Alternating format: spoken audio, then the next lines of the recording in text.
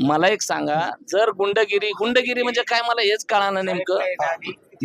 हा जो विषय गुंडगिरीचा, हा एक लोकांच्या मनात संभ्रम निर्माण करायचा, लोकांच्या मनात एक जे नेत्यांविषयी किंवा लंके साहेबांविषयी जी सहानुभूती, ते एक वेगळं त्यांचं चरित्र तिथं उभं करायचं आणि त्यापासून त्यांना फायदा मिळवायचा आहे। इलेक्शन आल्यानंतरच आता खासदार साहेब सगळ्या या गोष्टी बोलायला लागल्यात। मग मी सांगतो माझ्या गावात ज्या वेळेस त्यांनी खासदारकीच्या इलेक्शनला मागच्या वेळेस आले, त्यांचं भाषण आहे माझ्याकडं आजही, तुम्ही आठवा की ते म्हणले मी आता मला फक्त एकदा निवडून द्या, एकच चान्स द्या म्हणले, मला एकदा चान्स द्या, बघा मी काय करतोय। तर आम्हाला सर्व आम्ही तरुण त्यांच्याकडे भाळलो, आम्ही स्वतः मतदान केलेलं आहे त्यांना मागच्या वेळेस।